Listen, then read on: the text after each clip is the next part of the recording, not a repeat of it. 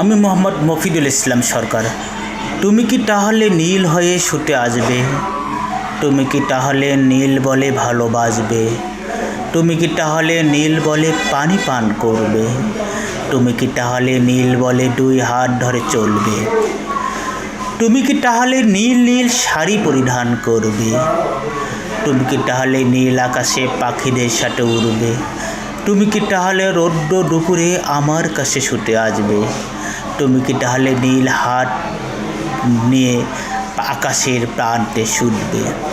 তুমি কি তাহলে নীল নীল আলোয় আমাকে ভালোবাসবে? তুমি কি তাহলে সূর্যের দিকে ছুটে যাবে? তুমি কি তাহলে আলোয় আলোকিত হবে?